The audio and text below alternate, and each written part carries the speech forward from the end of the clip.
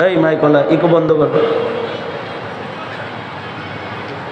ওলামা পরিষদ মাধবদী আয়োজিত মহতি সম্মেলনের মোহতারাম সাদাত, মোহতারাম সভাপতি, উপস্থিত হযরত বুজুর্গ উলামায়ে কেরাম, সম্মুখপানে সমবেত দিন প্রিয়, ইসলাম প্রিয়, দিনদার ইমানদার মুমিন মুসলমান ভাইরা, পর্দার আড়াল থেকে আলোচনায় শামিল মা বোনেরা, বিশ্বজগতের মালিক, বিশ্ব প্রতিপালকের বিশ্ব দরবারে কালিমাতুশ শুকর যে মহান রব্বুল আলামিন অত্যন্ত দয়া করে, মায়া করে, ভালোবেসে রহমতি বরকতি জান্নাতের টুকরা বাগানে আল্লাহ তাআলা আমাদের আসার বসার তৌফিক দান করেছেন।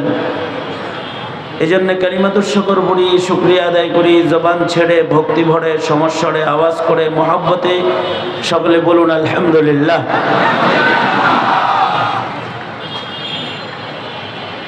জোহরের নামাজ থেকে শুরু করে এ পর্যন্ত হযরত উলামায়ে কেরাম গুরুত্বপূর্ণ নসিহত করেছেন। আমি আপনাদের সামনে সূরাতুজ জারিয়াতের আয়াত এবং নবী পাকের একটি হাদিস আপনাদের সামনে পেশ করেছি। এগুলোকে সামনে করে একটি সবক আপনাদের সামনে তাকরার করার ইরাদা। আল্লাহ তাআলা কিছু উপকারী কথা আপনাদের সামনে আলোচনা করার তৌফিক দান করেন। আপনারা দোয়া করুন, বলুন আমিন। মুহতারাম হাজিরিন, মহান রব্বুল আলামিন যিনি আমাদেরকে বানিয়েছেন, আমাদেরকে বানাইছেন কে? জোরে আওয়াজ করে বলেন কে? শুধু আমাদেরকেই বানান নাই, আল্লাহ পাকের অসংখ্য অগণিত মাখলুকাত আছে যা আল্লাহ তাআলা বানাইছেন। তবে এই মাখলুকাতের মধ্যে আমাদেরকে অর্থাৎ মানব জাতিকে তিনি শ্রেষ্ঠত্ব দান করেছেন। সারা পৃথিবীর সকল মাখলুককে মানুষের খেদমতে লাগিয়ে আল্লাহ তাআলা মানুষকে আল্লাহ পাকের জন্য মনোনীত করেছেন। আদ-দুনিয়া খুলিকাত লাকুম ওয়া আনতুম খুলিকতুম লিল আখিরাহ। আল্লাহ পাকের সৃষ্টির ভেতরে বহু আশ্চর্য সৃষ্টি আছে, মানুষের চাইতে আশ্চর্যজনক সৃষ্টি নাই। আল্লাহ পাকের সৃষ্টির ভেতরে সবচেয়ে সম্মানিত সৃষ্টি মানুষ। দৃশ্যের অদৃশ্যের যত সৃষ্টি আল্লাহ পাকের আছে এর ভেতরে দামি মানুষ। আল্লাহ পাকের অদৃশ্যের সৃষ্টির ভেতরে আল্লাহর মনোনীত একটা সৃষ্টি জিন, আর দৃশ্যের সৃষ্টির ভেতরে মনোনীত একটা সৃষ্টি ইনসান।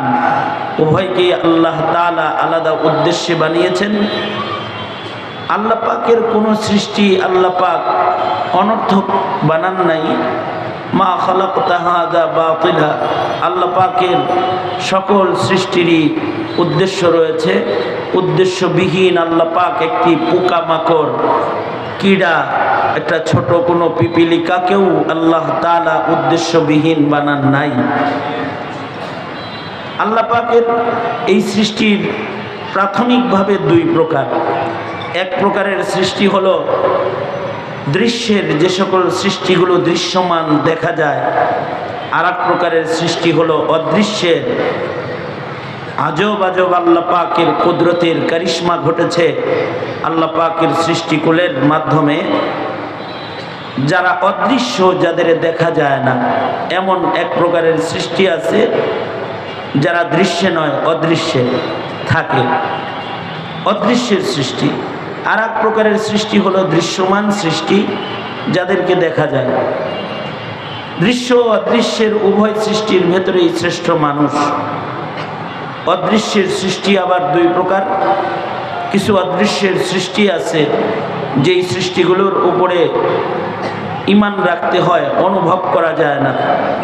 আবার অদৃশ্যের এমন সৃষ্টি আছে যা চোখে দেখা যায় না কিন্তু অনুভব করা যায়। যেমন বাতাস, চোখে দেখা যায় না কিন্তু বাতাসকে আছে যে তার অবস্থান অনুভব করা যায়। অনুভবও করা যায় না এরকম যে সৃষ্টি রয়েছে তার ভেতরে মুকাররম, মুআজ্জম, আশ্চর্যজনক এক সৃষ্টি হলো ফেরেশতা, যাদেরকে দেখাও যায় না, অনুভবও করা যায় না। যেমন নবীজির বর্ণনা মাফিক এই মাহফিলের চতুর্দিকে রহমতের ফিরিস্তারা একের কাঁধে এক দাঁড়িয়ে আরশে আজিম পর্যন্ত চলে গেছে। আমরা এখানে আল্লাহর জন্য বসেছি, তো হাফাতহুমুল মালাইকা, ফিরিস্তারা আমাদেরকে ঘেরাও করে নিয়েছে, কিন্তু আমরা এই ফিরিস্তাদেরকে চোখেও দেখি না, অনুভবও করি না। কিন্তু এদের উপরে ঈমান আনা মুমিনের উপরে ফরজ, অর্থাৎ এরা যে আছে আমাদের অনুভব না হইলেও, আমাদের দৃষ্টিতে তাদের না পড়লেও তাদের উপরে বিশ্বাস আনয়ন করা, ঈমান আনা মুমিনের উপরে ফরজ। আল্লাহর উপরে যেমন ঈমান আনতে হয়, ফিরিস্তাদের উপরেও ওই রকম ঈমান আনতে হয়। এ কারণে ঈমানে মুফাসসালের 2 নম্বর বর্ণনায় হলো ওয়া মালাইকাতিহি, আমানতু বিল্লাহি ওয়া মালাইকাতিহি। আল্লাহর উপরে যেমন বিশ্বাস রাখতে হয়, বিশ্বাস আনতে হয়, ওইরকম আল্লাহ পাকের আজব এই অদৃশ্যের সৃষ্টি ফিরিস্তার উপরেও বিশ্বাস রাখতে হয়, ঈমান রাখতে হয়। যাদের ভেতরে ফিরিস্তার বিশ্বাস রয় তাদের জিন্দেগি ইবাদতের হয়, আর যারা ফিরিস্তার উপরে বিশ্বাস ঈমান না রাখে তাদের জিন্দেগি গুনাহে জর্জরিত হয়। কারণ ফিরিস্তার উপরে ঈমানের মাধ্যমে মুমিনের ঈমানি জিন্দেগির সৌন্দর্য বৃদ্ধি হয়। যেমন নাস্তিকরা ফিরিস্তা বিশ্বাস করে না, নাউজুবিল্লাহ বলেন। নাস্তিকরা ফিরিস্তা বিশ্বাস করে না, ওরা বলে ফিরিস্তা আবার কি, দেখলাম না কোনোদিন। ওরা তো আল্লাহকে দেখে নাই, তাই আল্লাহকেও মানে না। ফিরিস্তা দেখা যায় না, তাই ফিরিস্তাকেও ওরা মানে না। জান্নাত জাহান্নাম দেখা যায় না, তাই তারা জান্নাত জাহান্নামের উপরে বিশ্বাস স্থাপন করে না।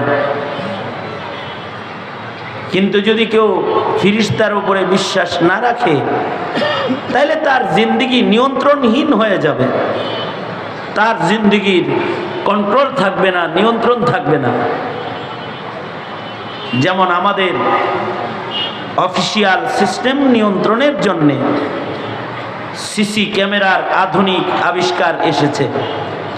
অফিসে লিখে রাখে সিসি ক্যামেরা নিয়ন্ত্রিত, সাবধানে নড়াচড়া করো, অফিসে যা করবা সব কিন্তু ভিডিওতে ধরা পড়ে যাইব। এটা একটা হুমকি ধমকি। এই হুমকি হাসিনা আমাদেরকে অনেক দিয়েছে। হাসিনা বলেছে ভিডিও ফুটেজ দেখে দেখে সকলকে বের করা হবে, খালি এই কথা বলতো। ভিডিও ফুটেজকে অথবা সিসি ক্যামেরাকে অনেক ভয় পায়। সাংবাদিকের ক্যামেরাকেও ভয় পায়। দুনিয়ার সরকারের সাংবাদিক আছে, আল্লাহ সরকার বুঝি এত দুর্বল সরকার, তার সাংবাদিক নাই? আল্লাহ সরকারের ক্যামেরা নাই, ক্যামেরাম্যান নাই? দুনিয়া সরকার তার বিরুদ্ধের লোকের দলের সাংবাদিকদের ভয় পায়। এ কারণে সরকার দলীয়রা বিরুদ্ধে দলের সংবাদপত্র বন্ধ করে দিয়েছে, সাংবাদিকদেরকেও দেশ থেকে তাড়িয়ে দিয়েছে। বিএনপি যারা করে এমন সাংবাদিক দেশে নাই, আছে না নাই? হ্যাঁ, অথবা বিরোধী দলের সংবাদ যেই পত্রিকায় ছাপা হতো সে পত্রিকা বন্ধ করে দিয়েছে, অস্তিত্ব আছে না নাই? বিরোধী দলের নিয়ন্ত্রিত চ্যানেলগুলো, শাপলা চত্বরকে যারা ভিডিও করেছে তাদের ক্যামেরাকে আওয়ামী লীগ জব্দ করেছে, ঠিক না? ভিডিও ফুটেজকে তারা উধাও করেছে। যারা শাপলার সংবাদ প্রচার করেছে তারা তাদেরকে বিভিন্ন ধরনের হয়রানি করেছে। সংবাদ প্রচার করলে কেন? তার মানে ভিডিও বা ক্যামেরার অথবা সাংবাদিকের একটি মূল্য আছে। কিন্তু দুনিয়ার সরকার তো সাংবাদিক ধরতে আরে, অথবা তাদের সাংবাদিক যারা ছিল তারা সব এখন দৌড়ের উপরে আছে। এদের কিছু সাংবাদিক ছিল না, তারা দৌড়ে আছে। তাদের সাংবাদিকরেও কি করা যায়, ধরা যায়। তাদের সংবাদ মিডিয়াকে দখলও করা যায়। যেমন বিটিভি, তাদের সংবাদ মাধ্যম ছিল, নিজের মতন করে সব খালি নিজের কথা এর ভেতরে প্রচার করত। আপাতত বন্ধ পজিশনে আছে, তাদের খবর আর প্রচার নাই, কারণ এটাও দখল করা যায়। কিন্তু আল্লাহর সংবাদ, আল্লাহ পাকের সাংবাদিক যারা আছে তাদের ধরা যায় না। আল্লাহ পাকের ক্যামেরাম্যানের ক্যামেরা ভাঙা যায় না। আল্লাহ পাকের সাংবাদিকের লেখা মুছে দেয়া যায় না, বন্ধ করা যায় না। তাদের কলম ধরা যায় না, তাদের ধরা যায় না। আল্লাহ পাকের ফেরেশতার সাংবাদিক প্রত্যেকটা মানুষের কাঁধে কাঁধে আছে। ঠিক কিনা? জোরে আওয়াজ করে বলেন। কোরআন বলে কিরামান কাতিবিন ইয়ালামুনা মা তাফআলুন। ডান কাঁধে ও বাম কাঁধে সম্মানিত ফেরেশতাদ্বয় রয়েছে, যারা আমাদের জিন্দেগির সকল সুকর্ম নোট ভিডিও করছে, বিন্যস্ত বিস্তারিত তারা লিখছে সুবিন্যস্ত কায়দায়। আর বাম পাশে সাংবাদিক যিনি আছে, তিনি আমাদের কুকর্মগুলো সব নোট করতেছে। ঠিক না বেঠি? আল্লাহ পাকের নির্দেশে এই ফেরেশতা নামক অদৃশ্যের সাংবাদিকে সব করতেছে, কিন্তু আমরা চর্মচোখে দেখি না এবং আমরা অনুভবও করি না।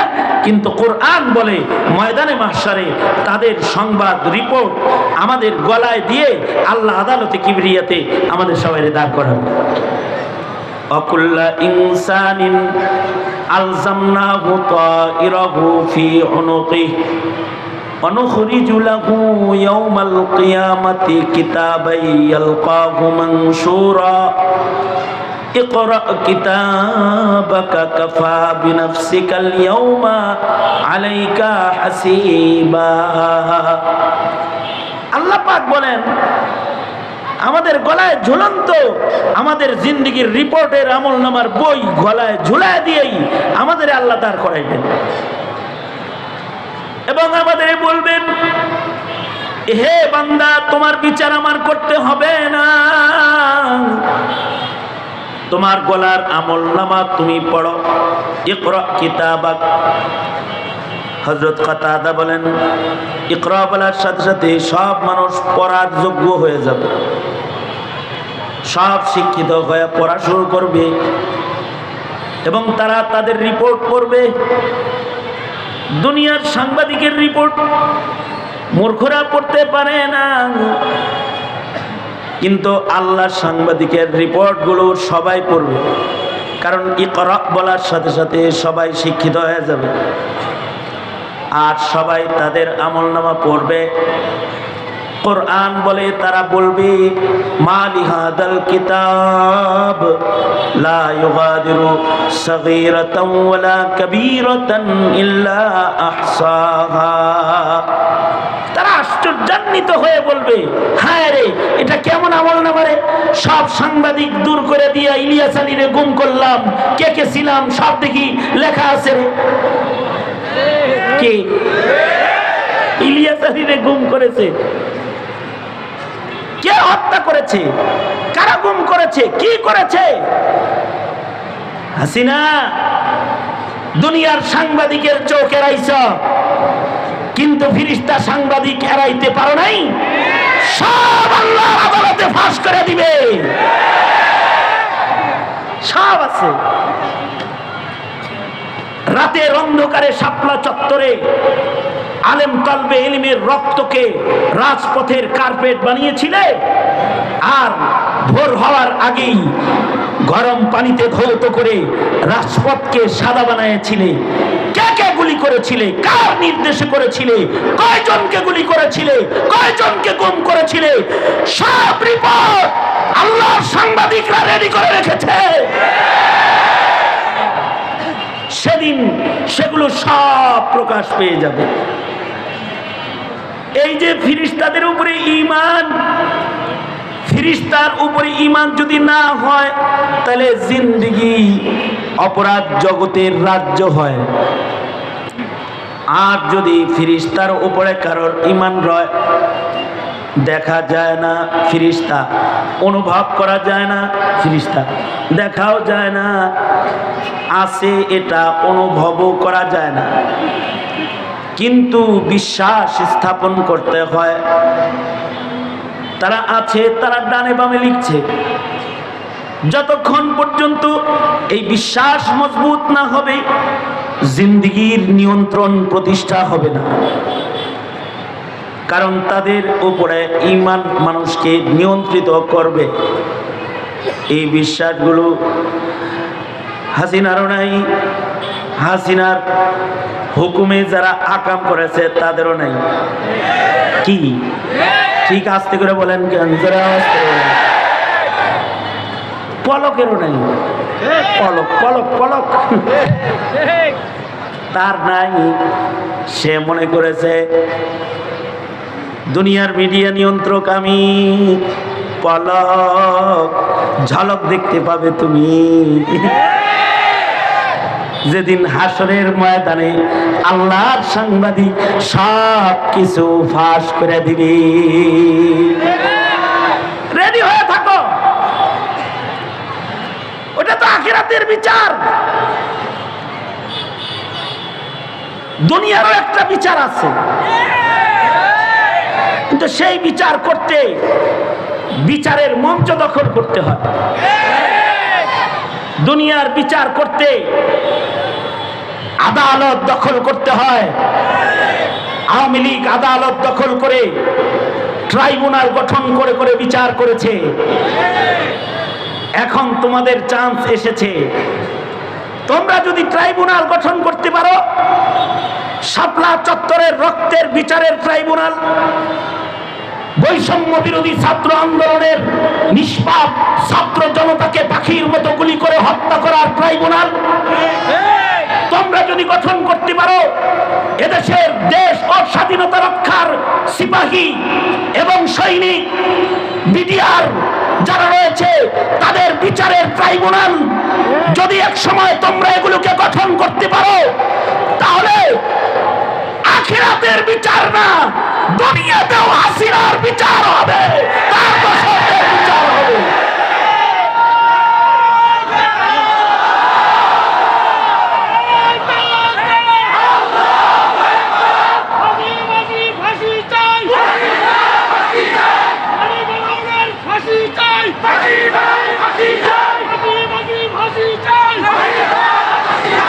এইটা নিয়ে তো তোমার মাথা ব্যথা নাই। জাতি তোমাদের মাথা ব্যথা হলো নৌকার দামের শীষ লয়া, বিচার বিভাগ নিয়ে মাথা ব্যথা নাই। অথচ বিচার বিভাগ আজও যারা পরিচালনা করছে তারা ন্যায় বিচার করছে না। যদি ন্যায় বিচার করত তাহলে ইসকন আমার ভাইকে কুপিয়ে হত্যা করেছে, আলিফ হত্যার বিচার এতদিন হয়ে যেত, নগদের উপরে হয়ে যেত, যদি বিচার বিভাগ আমাদের দখলে থাকতো। মেলা ভেঙ্গে গেলে কিন্তু আর জমে না। সুতরাং সতর্ক হও। কি করবা? তুমি কি তোমার ভাইয়ের রক্তের বিচার চাও? তুমি কি এদেশের মুসলমানের স্বাধীনতা চাও? তুমি কি স্বাধীন সার্বভৌম ইমানের এই ভূমিতে মুসলমানের ইবাদতের রাজ্য চাও, নাকি তুমি এই দেশকে খুনের রাজ্য করতে চাও, হেলমেট বাহিনীর রাজ্য করতে চাও, ধারালো অস্ত্রের খুনি কুখ্যাতদের রাজত্ব কি এদেশে প্রতিষ্ঠা করতে চাও কিনা সিদ্ধান্ত নেওয়ার বিষয়, সিদ্ধান্ত নেওয়ার সময়। সুতরাং উলামায়ে কেরামের আয়োজনের এ মহা সম্মেলন থেকে বলছি, এহে মাধবদীবাসী, জবাব দেওয়ার দরকার, প্রস্তুতি নেওয়ার দরকার, অধিকার আদায়ের দরকার, বিচার প্রতিষ্ঠা করার দরকার। যদি আওয়াজ আসে ঐক্যবদ্ধ হয়ে এর উপযুক্ত জবাব দিতে জীবনের বাজি রাখলে জীবনের বাজি রাখবে, রক্ত লাগলে রক্ত ঢেলে দিবে, বিপ্লব দরকার হলে বিপ্লবী হয়ে ময়দানে দাঁড়ায় যাইতে রাজি থাকবে ইনশাআল্লাহ।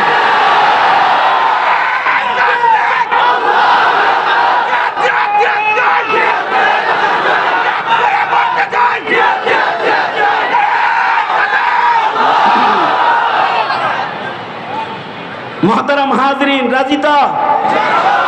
রাজি? সবাই রাজি? এটা কি রাজনীতির কথা না ইমানের কথা? এটা কি রাজনীতির কথা না অধিকারের কথা? এটা কি দলীয় কথা নাকি স্বাধীনতা রক্ষার কথা? এটা কি কোনো দলের স্বার্থের কথা নাকি স্বাধীন সার্বভৌম জনতার স্বাধীনতার অধিকার আদায়ের কথা? অধিকার আদায়ের কথা। মৌলবীরা এই কথা বললেই তোমরা কও হুজুররা রাজনীতি করে। বেটা তুই রাজনীতি বুঝিস না, চিনিস না, রাজনীতি তুই চিনিস না, তোর রাজনীতি করার অধিকার নাই, তুই জমিনের মানুষের অধিকার বোঝো নাই, রাজনীতি করার অধিকার নাই। রাজনীতি তারা করবে যারা এই জমিনের মানুষের অধিকার বুঝবে, যারা জমিনের মানুষের যন্ত্রণা বুঝবে, যারা জমিনের মানুষের রক্তের মূল্য বুঝবে। আওয়াজ করে বলো ঠিক তবে ঠিক করে বলো। সুতরাং বিচার তো হবে হাসরে, ওইটার জন্য বয়ে থাকলে চলবে? হাসরের বিচার করার জন্য কোন সাংবাদিকের ক্যামেরার দরকার নাই, এমনকি কোন সাক্ষীর দরকার নাই, দুনিয়ার মানুষের সাক্ষীর দরকার নাই। হ্যাঁ, দুনিয়ার মানুষের সাক্ষীও উপকারে দেবে। হাদিস শরীফের ভেতরে এসেছে মুমিনরা যখন জান্নাতে যাবে, সহিহ হাদিস, ঠাকুরমার হুজুরির গল্প না, হাদিস শরীফে আসছে মুমিনরা যখন জান্নাতে যাবে, মুমিনরা জান্নাতে যায় বলবে, ও আল্লাহ, ওই মুমিনগুলা কই যারা আমগর লগে ওলামা পরিষদের মাহফিলে ছিল, হেরাকো এটা বলবে, আল্লাহ ওই মুমিনগুলা কই যারা আমগর লগে মসজিদে জামাতে নামাজ পড়েছে, ওই মুমিনগুলা কই যারা কাফের কাফের কাদিয়ানি কাফের আমাদের সাথে ইমানের স্লোগান তুলেছে, তারা কই? হ্যাঁ করে দেখি জান্নাতে খুঁজে পাইতেছি না।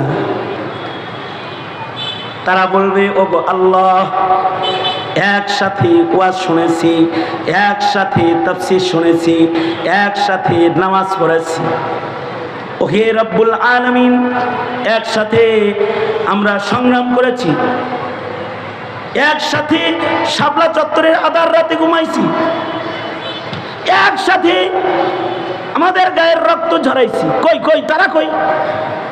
ও আল্লাহ, তারা কই? হাদিসে আছে আল্লাহ তাআলা বলবে, তোর লোকে ছিল বটে কিন্তু ওর গুনাহ বেশি হয়েছে দিয়ে দোজকে দিছি। তো তারা বলবে, আল্লাহ আমরা না তা করে ইবাদত দেখছি। আল্লাহ তখন বলবে, ঠিক আছে, তোরা যেহেতু তাদের ইবাদতের সাক্ষী দিছ, তাফসীর শোনার সাক্ষী দিছ, জিকির করার সাক্ষী দিছ, ইমানের স্লোগানের সাক্ষ্য প্রদান করেছ, তোদের এই সুবহানাল্লাহ বলার লাগে রেডিও এবার না, আগে বলেন না, আগে বলেন না। আল্লাহ বলবে, যা, তোদের সাক্ষীর কারণে এই গুনাহগার মুমিনদের দোজখ মাফ কইরা তোদের সাক্ষীতে আমি এখন ও করে দোজখ থেকে বাইর কইরা জান্নাত দিয়ে দিলাম। সাক্ষীর উপকার আছে না নাই? জোরে বলেন। আছে উপকার, কিন্তু আল্লাহ তাআলার কারোর বিচার করার জন্য তুমগর মতো আমগর মতো লোকের সাক্ষীর কোনো দরকার নাই। কারণ আল্লাহর বিচারের জন্য মাটি সাক্ষী দিবে। ইয়াউমাইদিন তুহাদ্দিসু আখবারাহা, আল্লাহর বিচার করার জন্য কান্দের ফিরিস্তা সাক্ষী দিবে, আমলনামা সাক্ষী দিবে, মালাইকারা সাক্ষী দিবে। কাতার কাতার হয়ে আল্লাহ তাআলা সেদিন ফিরিস্তাদেরকে, সাংবাদিকগুলাকে ভিডিও ফুটেজ সহ সব সহ সাক্ষী হিসাবে দাঁড় করায় ফেলবে। তা আমাদের সাক্ষীর দরকার হবে না, এই আমলনামাই সাক্ষী যথেষ্ট হবে। আল্লাহ বলেন তোমার আমলনামাই তোমাকে বলে দিবে তুমি কি নামাজি, তাহাজ্জুদ গুজার নাকি খুনি, তুমি কি সেবক নাকি শোষক, ঠিক কিনা? যারা আওয়াজ করে বলেন। খালি গল্প মারলে কাম হইব, গল্প করলে কাজ হইব বেটা? একটা সময় গেছে আওয়ামী লীগের ইউনিয়নের নেতারাও মাহফিলে যে আমাদের ওয়াজ বন্ধ করে হেরা ওয়াজ করছে। আর তাদের ওয়াজ কি ছিল জানেন? আমরা করি আল্লাহ রসুলের ওয়াজ, হেরা করতো রাবিয়া বসরির ওয়াজ। হেরা কি ওয়াজ করতে জানেন? হেরা ওয়াজ করতো আমাদের নেত্রী ডেলি তাহাজ্জুদ পড়ে, আমাদের নেত্রী ইশরাকের নামাজ না পড়ে জয় নামাজ থেকে উঠে না, আমাদের নেত্রী ডেলি কোরআন শরীফ পড়ে, আমাদের নেত্রী মুত্তাকি, পর্দা করে, আমাদের নেত্রী প্রতি উপজেলায় উপজেলায় একটা করে মসজিদ করেছে, এগুলো বলতো। আমাদের নেত্রী কওমি মাদ্রাসার সনদের স্বীকৃতি দিছে, এগুলো হলো আওয়ামী লীগ নেতা দামাত বরকাতুহুমদের ওয়াজ, তাদের ওয়াজ এটা। আমাদের নেতা ইসলামিক ফাউন্ডেশন দিয়েছে, আমাদের নেতা ইজতেমায় জায়গা দিয়েছে, এগুলো বলতো। মুখে মুখে এগুলো বলো, আমলনামা খুললে দেখা যাবে তোমরাই ইজতেমায় রক্ত ঝরায়েছো, আমলনামা খুললে দেখা যাবে তোমরা ইসলামিক ফাউন্ডেশনকেও ইসলাম মিটানোর কাজে ব্যবহার করেছো, ইসলামিক ফাউন্ডেশন থেকে এদেশের আলেমদেরকে নিয়ন্ত্রণ করার চেষ্টা করেছো। আমলনামা খুললে দেখা যাবে কওমি মাদ্রাসার আলেমদেরকে রাজপথে পাখির মতো গুলি করে তাদেরকে তোমরা হত্যা করেছো, তাদের লাশকে তোমরা গুম করেছো। আমলনামা খুললে দেখা যাবে জায়নামাজ বিছায়া ফজর পর্যন্ত বসে থাকলেও মুসলমানের রক্তের উপরে বসে থাকা তুমি নিজের জন্য জরুরি মনে করেছো। আমলনামা খুললে দেখা যাবে, আমলনামা সেদিন আমলনামা খুইলে তুমি দেখতে থাকবে বুবু, আর বলতে থাকবে মা লিহাদাল কিতাব লা ইউগাদিরু সাগীরাতাও ওয়ালা কাবীরাতান ইল্লা আহসাহা। সুতরাং রেডি হয়ে যাও, বিচারের জন্য বুবুজান রেডি হয়ে যাও। মাঝে মাঝেই হুমকি দাও আইতাছি, যে কোনো সময় হট করে চট করে ঢুকে পড়তে পারি। আমরাও বলি বিবি আসুন, এসে পড়ুন, ওয়েলকাম, মোস্ট ওয়েলকাম, চলে আসেন। খালি জাতি বসে রয়েছে, আপনাকে নিমন্ত্রণ দেওয়ার জন্য বসে রয়েছে, তবে ফুলের মালা দিয়ে নয়, আপনাকে হত্যার বিচারের মালা দিয়ে বরণ করা হবে। চলে আসেন। মুহতারাম হাজিরিন, আগার গুইম জবা সুজাদ বেশি বলতে গেলে পরে ওয়াজ করার টাইম পাওয়া যাবে না। অবশ্যই এগুলো ওয়াজ, জাতির জন্য ওয়াজ। কারণ আগামী দিনে যারা রাজ মসনদে বসবে অথবা দেশ যারা চালাচ্ছে তাদের শিক্ষা নেওয়া দরকার খুনি হাসিনা থেকে। আওয়াজ করে জোরে বলুন ঠিক না বেঠিক, জোরে আওয়াজ করে, আরো জোরে চিৎকার করে আওয়াজ করে বলুন ঠিক না বেঠিক, জোরে আওয়াজ করে বলুন। তাদেরকেও শিক্ষা নিতে হবে। যারা আগামীতে ক্ষমতার মসনদে বসার স্বপ্ন দেখো অথবা এখন যারা উপদেষ্টা পরিষদের নামে ক্ষমতার মসনদ দখল করে ট্রাকওয়ালা গাড়িতে ঘুরো, তাদেরও জানা দরকার, বোঝা দরকার, যদি হাসিনা থেকে শিক্ষা গ্রহণ না করো তো হাসিনা পলায়ন করে রয়েছে দিল্লিতে, তুমি পলায়ন করে থাকতে হবে ওয়াশিংটনে অথবা আর কোন জায়গায় তোমাকে পলায়ন করতে হবে। দুষ্টামি, ফাজলামি, ইতরামি করলে এই দেশের মুসলমান কাউকে ছেড়ে দেয় নাই, তোমাদেরকেও ছেড়ে দিবে না, তোমাদেরকেও ছেড়ে দিবে না, ইনশাআল্লাহ ছেড়ে দিবে না। এ কারণে হুঁশিয়ারি দরকার। তো তাদের হুঁশিয়ারির আগে পিছে আমাদের হুঁশিয়ারিও দরকার। কারণ আমাদের সকলের ডানে বামে ফিরিস্তা বসা আছে, আল্লাহর নিয়োগপ্রাপ্ত সাংবাদিক। চোখে দেখি না, তাদের অনুভব করি না, কান্দে কান্দে বসা আছে। অদৃশ্যের এক আজব সৃষ্টির নাম আল্লাহ তাআলা তাদেরকে যাকে যে ডিউটি দিয়েছে সে ডিউটি আশ্চর্য মাখলুকরা করে। কখনো তারা আল্লাহ পাকের হুকুমের খেলাফ কিছু করে না। লা ইয়াসুন আল্লাহ, তারা কখনো আল্লাহ পাকের নাফরমানি করে না। মালাইকারা সব সময় ইবাদত করে, এক সেকেন্ডের জন্য ইবাদত থেকে তারা গাফিল হয় না। তাদের সংখ্যা কত আল্লাহ তাআলা বানায়েছেন। আল্লাহর রাসূল তাদের সংখ্যা বলতে গিয়ে বলেন, আসমানে একটা মসজিদ আছে, মসজিদের নাম বাইতুল মামুর। জমিনে মসজিদুল হারাম মানুষের কিবলা, বাইতুল মামুর ফিরিস্তাদের কিবলা। মসজিদুল হারামে মানুষ ইবাদতের জন্য প্রবেশ করে, আর বাইতুল মামুরে ফিরিস্তারা ইবাদতের জন্য প্রবেশ করে। অদৃশ্যের ওই মহা শক্তিশালী মুকাররম সৃষ্টি ফিরিস্তা মসজিদ মামুরে ইবাদত করে। যারা একবার ইবাদত করার জন্য সে মসজিদে প্রবেশ করে, তাদের সংখ্যা আল্লাহ পাক এত বানাইছেন, যারা একবার বাইতুল মামুরে ঢুকে ইবাদত করে ফেলায়, ইসরাফিলের বাঁশি বাজার আগে এই দলটা দ্বিতীয়বার ঢোকার চান্স কোনোদিন আর পাবে না। আল্লাহু আকবার জোরে বলেন, আরো জোরে আওয়াজ করে বলেন আল্লাহু আকবার জোরে বলেন। সংখ্যা কি কম না বেশি? আরো জোরে বলেন, সংখ্যা কি কম না বেশি? ইতাআত তাদের কেমন? আল্লাহর রাসূল বলেন, মিরাজের রাতে দেখে এসেছি যাদেরকে আল্লাহ হাইয়াতে সালাতে যেভাবে রেখেছেন সেভাবে আছে, যাদেরকে সেজদায় রেখেছেন তারা সেজদায় আছে, যাদের রুকুতে রেখেছেন তারা রুকুতে আছে। আওমা জলসায় যেভাবে আল্লাহর নির্দেশ পেয়েছে সেভাবে আছে। সৃষ্টির পর থেকে কেউ সেজদা দিয়েছে, কিয়ামতের পূর্বে তারা মাথা তুলবে না। সৃষ্টির পরে কেউ রুকু দিয়েছে, কিয়ামতের পূর্বে রুকুর থেকে তারা মাথা তুলবে না। যাকে যেখানে দাঁড় করায় রেখেছে কিয়ামত পর্যন্ত সেখানেই দাঁড়ায় তারা সময় কাটায় দিবে।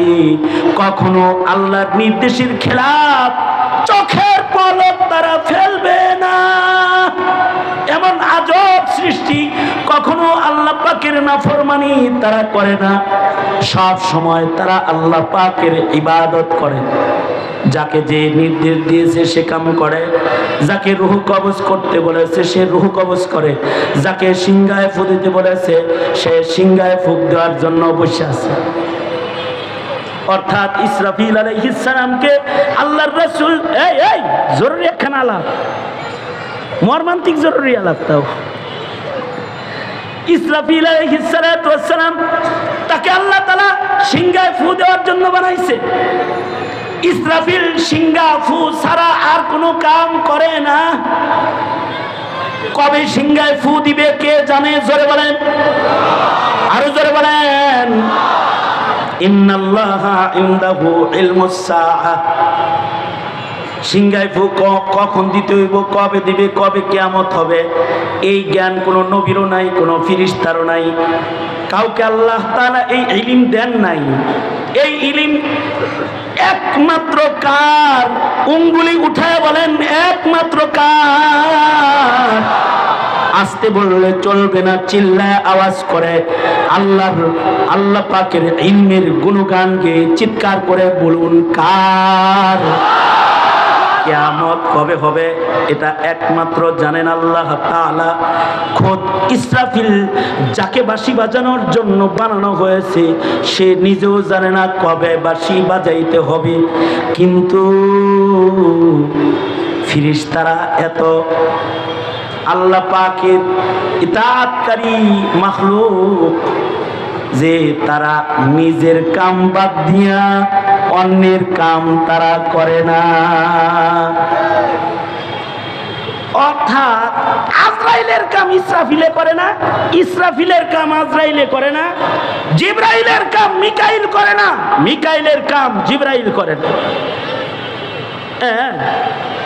কৌকে বুঝছো নি তাই কবে লেখালেখি করা যার কাম সে লেখালেখি করে, অন্য কিছু করে না। কিন্তু আশ্চর্য বনি আদম মানুষ সারা জীবন ডাক্তারি পড়ছে, এখন ফতুয়া দেয়।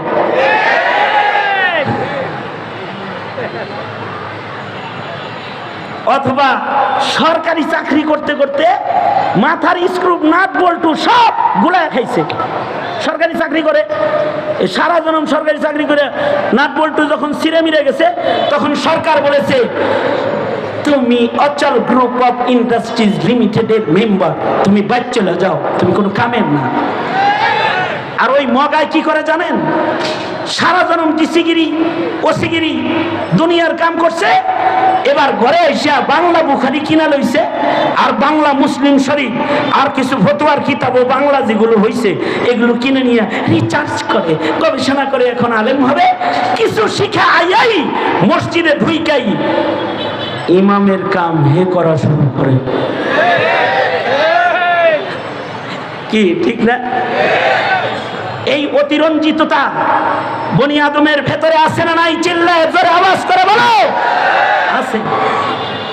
ফতোয়া দিবে এদেশের আলেমরা, আলেমরা কিল্লেকে ফতোয়া দিল, ইঞ্জিনিয়ার যা মানহানি মামলা করেছে। বেয়াদব কোথাকার, তুই কি আলেমের বিরুদ্ধে মামলা করার অধিকার রাখিস নাকি?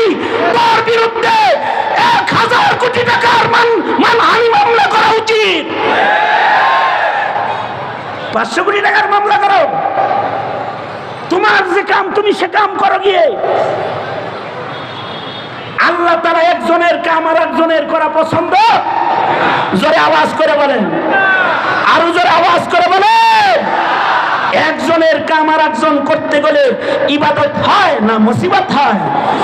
জোরে আওয়াজ করে বলেন, ইবাদত হয় না মুসিবত হয়? মুসিবত হয়ে যায়। যেরকম জিনদেরকে যে কামে বানাইছে, জিন যদি সেটা না হয় আর একটা হয় তাহলে মুসিবত হয়। যেমন জিনদের অদৃশ্যে থাকতে আল্লাহ বানাইছে, আল্লাহ তাআলা তাদেরকে বলেছে সাবধান, যেন তেন সুরত তোরা ধরিস না। কিন্তু এখন জিন হইয়া অদৃশ্যে না থেকে যদি সাপের সুরত ধরে তাহলে তো পিটনি খাইব। জোরে আওয়াজ করে বলেন ঠিক না বে ঠিক? জোরে বলেন। আমাদের নবী জিনদেরও নবী।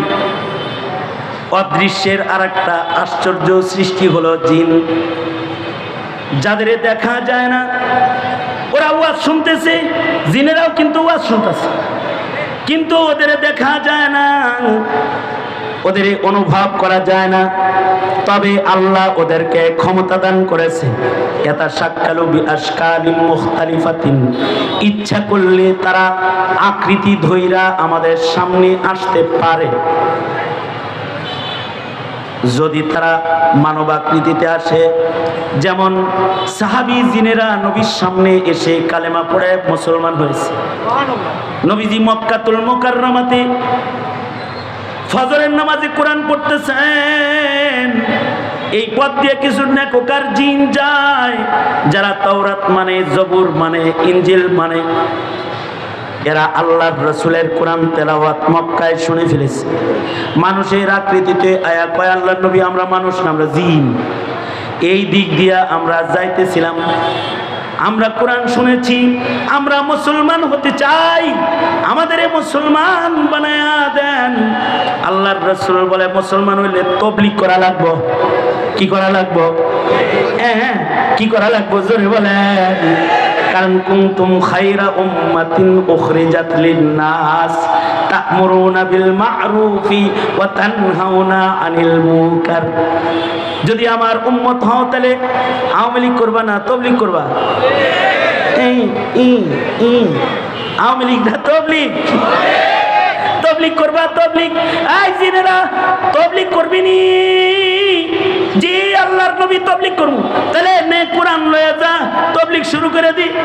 এই জিনগুলা নিজের রাজ্যে যায় অন্যান্য জিনকে বলে ইন্না সামি'না কুরআনান আজাবা, এই জিনেরা তাওরাত মানা যাইব না, ইনজিল মানা যাইব না, আশ্চর্য কোরআন আমরা শুনেছি, সে কোরআন আমরা নিয়ে এসেছি, তোমরা যদি আল্লাহর জান্নাতে যেতে চাও তাহলে তোমরা কোরআন মানা শুরু করে দাও। আল্লাহ তাআলা তাদের কোরআন মানা, কোরআন শোনা, কোরআনের তাবলীগ করাকে পছন্দ করে কোরআনে কারীমের মধ্যে আল্লাহ তাআলা 114 সূরার ভেতরে একটি সূরা জিনদের নামে সূরা জিনও আল্লাহ তাআলা কোরআনে দান করলেন। ওদের তাবলীগের গুণগান আল্লাহ তাআলা দুনিয়ার মানুষদেরকে জানাইবার জন্য সূরা জিনে আয়াত হিসেবে আল্লাহ তাআলা দান করলেন। জোরে আওয়াজ করে বলেন আল্লাহু আকবার। জিনেরাও কালেমা পড়া মুসলমান হয়ে গেল। এবার আল্লাহর রাসূল বলে, এই জিন তোরা তো অদৃশ্যের দৃশ্যে কিন্তু আসিস না। আবার নবীজি নিজের উম্মতরে বলে, ওদের যেহেতু নফস আল্লাহ দান করেছে, ফেরেশতার নফস নাই, মানুষ এবং জিনের নফস আছে, ফাআলহামাহা ফুজুরাহা ওয়া তাকওয়াহা, যেহেতু ওদের নফস আছে, ওরা ভিন্ন আকৃতি দুষ্টামি কইরাও খেলনার কারণেও ধরতে পারে। সুতরাং যদি ওরা ভিন্ন আকৃতি ধরে, এই আমার উম্মতেরা তোরা ওদের উপরে জুলুম করিস না, কারণ জিনেরাও আমার উম্মত। এই আমার উম্মতেরা তোরা হাড্ডি দিয়ে ইস্তেনজা করিস না, আমার জিন উম্মত যারা তারা হাড্ডি থেকে রিজিক খায়। আল্লাহু আকবার, জোরে করে বলেন। নবীজি বললেন হাড্ডি দিয়ে তোরা ইস্তেনজা করবি না, কারণ এর থেকে আমার জিন উম্মতেরা জিন্নাতরা রিজিক খায়। এই তোরা ঘরের ভেতরে সাপ দেখলে বাড়ি দিয়া মারিস না, কারণ ঘরের ভেতরে সাপ কখনো কখনো জিনেরাও দুষ্টামি করে ভয় দেখার জন্য সাপের আকৃতি ধরে একটু খেলা করে। সাহাবী বলে, নবীজি ঘরে যদি সাপ দেখি তো কি করবো? আল্লাহর রাসূল বললেন, ঘরে সাপ দেখলে বলবি, এই তুই কি সাপ না জিন? এই কারণে সাহাবী বলে, আমি ঘরে সাপ দেখলে আমি আগে এলান করি, আয় কে রে তুই জিন না সাপ? যদি জিন হস জাগা, আর যদি সাপ হস তাহলে ভালো করে আগায় আয়, দাঁড়ায় থাক, দিমু বাড়ি তোরে। সাহাবী বলে, যদি 3 বার এলান করার পরেও না সরে তখন আমি মারি, কারণ মুসলমান অদৃশ্যের জিনের উপরেও জুলুম করা যাবে না, নবী মানা করেছে। জিনরে অদৃশ্যে চলতে কইছে, এটা সাপ হইলে যেমন মুসিবত, মুসলমান যারা তাদের নবীর মতন চলতে কইছে, এটা নাস্তিকের মতন সাপ হইলে মুসিবত। কি কথা কোন ঠিক না ঠিক? জোরে আওয়াজ করে। এটারে 3 বার ডাক দিয়ে বলা যায়, এই নাস্তিক না মুসলমান, এই নাস্তিক না মুসলমান। ও যদি কয় আমি মুসলমান, তাহলে ও বাঁচার অধিকার রাখে। আর যদি নড়াচড়া না দেয় তাহলে বোঝা লাগবো এটা আগে মুসলমানের ঘরে জন্মায় মুসলিম ছিল, কিন্তু এখন সাপ হয়ে গেছে, এটারে ফাঁসি দিয়ে দাও। এ কারণেই আমাদের স্লোগান ফাঁসি ফাঁসি ফাঁসি চাই, নাস্তিক মোর্তাদের ফাঁসি চাই। ঠিক না ঠিক? যারা আওয়াজ করে বলেন ঠিক না বাজে? কারণ মুকাল্লাফ শরীয়ত তাদেরকে দান করা হয়েছে, শরীয়তের মুকাল্লাফ। শরীয়ত যদি না মানে তাইলে সে দোজখের ইন্ধন হওয়ার উপযুক্ত হয়ে গেছে। আর যদি শরীয়ত মেনে ইবাদত করে জিন, তাইলে ওমা খালাকতুল জিন ওয়াল ইনস ইল্লা লিয়াবুদুন। ইবাদত করলে জান্নাতি, ইবাদত না করলে আজাজিলের দল। শাহ ওয়ালিউল্লাহ মুহাদ্দিসে দেহলভী রাহমাতুল্লাহ আলাইহির ঘরে একবার এক জিন সাপের আকৃতি ধইরা আয়া হাজির হয়ে গেছে। মুহাদ্দিসে দেহলভী নামাজ পড়তেছিলেন, নামাজরত এটারে জিজ্ঞানের আর কোন লাইন আছে? তুই সাপ না জিন? নামাজে আছে, যদি সবল মারে লাঠি দিয়ে দিছেন মাথায় একবারই, একবারিতে সাপ মরে গেছে। কিন্তু ওইটা ছিল জিন। সাপ তো মরে নাই, জিন মরে গেছে। দুইজন পুলিশ জিন এসে মুহাদ্দিসে দেহলভিকে গ্রেফতার করে জিনদের রাজ্যে লয়ে গেছে। রাজ্যে নিয়ে বলে, এই ওলিউল্লাহ, তুমিও মুসলমান, আমি বিচারপতি, আমিও মুসলমান। তোমার নবী মুহাম্মদুর রাসূলুল্লাহ, আমার নবী মুহাম্মদুর রাসূলুল্লাহ। তোমার রব আল্লাহ, আমার রব এক আল্লাহ। তোমার কিতাব কোরআন, আমার কিতাব কোরআন। যার জানাজা হইতেছে জানো, এরা মারছো তুমি। একটা আমাদের জিন মুমিন ভাই, আমি সাপ মারছি, না তুমি জিন মারছ, না আমি সাপ মারছি, না তুমি জিন মারছ। তাই নাকি? এই জিনটা হলো এই যে বাদশাহ লাঠি হাতে দাঁড়ায় রয়েছে, এই বাদশার ছেলে তোমার কাছে তার সন্তানদেরকে হাদিস পড়ার জন্য বাদশাহ পাঠায়। আর তোমার ঘরে যে একটু দুষ্টামি করছে, বাড়ি দিয়ে মেরা লাইছে। মিয়া, তুমি তো শয়তান জিন মারো নাই, তুমি একজন নেককার বাদশার কলিজার টুকরা সন্তান মুমিন কালেমাওয়ালা মুসলমান জিনকে হত্যা করেছো। হাসরের মাঠে যদি আল্লাহ বিচারের আদালতে দাঁড় করায় কি করবা? মুহাদ্দিসে দেহলভি সাহাবী মেজাজের মানুষ, উনি কয় তাহলে আমার বিচার করে আলান কিসাস, আমি হাসরে শরম পাইতে চাই না। এখান থেকে আমার একটা কথা বুঝা থাকলে বলেন, মানুষের দাম বেশি না জিনের দাম বেশি? আমি আর একটা আকীদা আপনাদেরকে শোনাই। আহলুস সুন্নাতি ওয়াল জামাআর আকীদা হলো, যেই ফেরেশতারা কখনো গুনাহ করে না, সাধারণ ফেরেশতাদের দলের চাইতে মুমিন যার ঈমান আছে, সাধারণ মুমিনের মূল্য আল্লাহর কাছে ফেরেশতার চাইতে বেশি দামি। আল্লাহু আকবার জোরে বলেন। কারণ মুমিনকে আল্লাহ তাআলা নফস দান করেছেন, গুনাহ করার ক্ষমতা দান করেছেন, এরপরেও মুমিন আল্লাহর ভয়ে গুনাহ করে। আর ফেরেশতাকে নফস দেনই না। তাইলে একটা মুমিনের মূল্য যদি জিনের চাইতে বেশি হয়, এমনকি মুমিনের মূল্য যদি গুনাহ মুক্ত নূরের তৈরি ফেরেশতার চাইতে বেশি হয়, তাহলে জিন মারলে যদি বিচার হয়, যারা মুমিন মারে তাদের বিচার আরো আস্তে করে বলেন, সবাই মিলে আস্তে বলেন। কারণ আপনারা তো তাদের বিচারের বিপক্ষে, নাকি বলেন? বিচারের বিপক্ষে না আপনারা? তাহলে তাদের বিচার হওয়া উচিত কিনা? আর মুমিনের ভেতরে হাফেজ মুমিনের কত দাম, আলেম মুমিনের কত দাম। হাফেজ আলেমকে যদি কবরে রাখা হয়, আল্লাহ তাআলা মাটিকে বলে, এই মাটি, কোরআনের হাফেজ রেখেছি, নবীর লাশ যেমন খাস না, হাফেজে কোরআন বা আমল আলেমের লাশ খাইস না, কিন্তু খাইস না কিন্তু। তার মানে হাফেজ আলেমের কত দাম। তার বুকে যদি গুলি চলে, তার বিচার তাইলে কেমন ভয়ঙ্কর হওয়া উচিত। নবী হত্যার বিচার যেমন, সাহাবী হত্যার বিচার যেমন, আলেম হত্যার বিচার তেমন, মুত্তাকি হত্যার বিচার তেমন ভয়ঙ্কর স্টাইলে ময়দানে মাহশারে আল্লাহ তাবারক ওয়া তাআলা করবে। এ কারণে মুহাদ্দিসে দেহলভি ভীতু। হাসরের মাঠে কি আবার আসামিও নাকি রে? না, গলাকে টালান। বাদশাহ যিনি নিজের সন্তান তাকায় দেখতেছে, মুহাদ্দিসে দেহলভি গর্দান দেওয়ার জন্য প্রস্তুত হয়ে গেছে। সন্তান না দেখে এবার মুহাদ্দিসে দেহলভিকে দেখতেছে, তো সাহাবী মেজাজের লোক রে, দুনিয়ার অপরাধ হাসরে নিবার চায় না।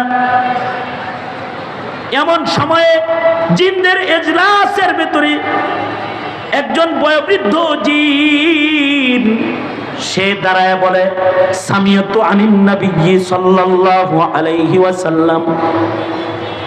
জিন বিচারপতিকে লক্ষ্য করে বলতেছে, এই বিচারপতি, আমি নবীর সাহাবী জিন, আমি রাসূলের মুখ থেকে নিজের কানে শুনেছি, কোন জিন যদি তার আকৃতি পরিবর্তন করে, আকৃতি পরিবর্তন করার কারণে না চিনে কেউ যদি তাকে মেরে ফেলে তাহলে এটা হত্যা হবে না, এটা দুর্ঘটনা হিসেবে গণ্য হবে।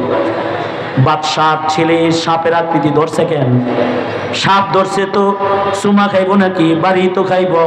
সাপের আকৃতি ধরেছে তাই মুহাদ্দিস তাকে বাড়ি মেরেছে। সুতরাং মুহাদ্দিসকে বেইজ্জত করিস না, নায়েবে নবী বেইজ্জত করলে তোদের রাজ্যে আল্লাহ আগুন ধরায়া দিবে। সুতরাং মুহাদ্দিসকে সোনার পালকিতে চড়ায়া তার মসনদে ফিরায়া দিয়া আয়। এই জিনেরা মুহাদ্দিসে দেহলভীকে সোনার পালকিতে চড়ায়া মসনদে দিয়ে গেছে। মসনদে বসে মুহাদ্দিসে দেহলভী বলে, আল্লাহ তাআলা আমাকে সাহাবী জিনের মুলাকাত করাইছে। আর হযরত থানবী বলে, আল্লাহ ইলমের কারণে ওনাকে তাবেঈর মর্যাদা দান করেছে। সুতরাং মানুষকে তো ইবাদতের জন্য বানাইছে। ইবাদত গুজার মানুষের দাম, ইবাদত গুজার মানুষের মূল্য আল্লাহর কাছে ফেরেশতার চাইতে বেশি। ইবাদত যারা করবে আলেমের মূল্য তাদের আল্লাহর কাছে আরো অনেক বেশি। নবীদের মূল্য যেমন বেশি, নায়েবে নবীর মূল্য তেমন বেশি।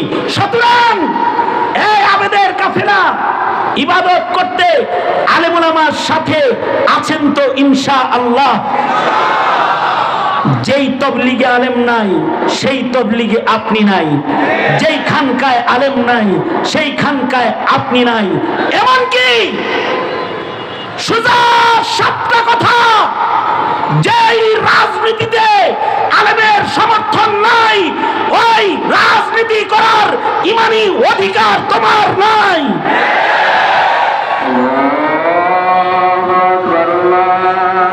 হাত তোলেন,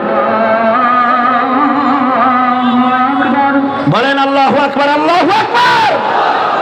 আলেম আছে যেখানে আমরা আছি সেখানে, আলেম নাই যেখানে আমরা নাই সেখানে। নাসরুম মিনাল্লাহ ওয়া ফাতহুন করিব ওয়া বাশশিরিল মুমিনিন। আসসালামু আলাইকুম ওয়া রাহমাতুল্লাহ।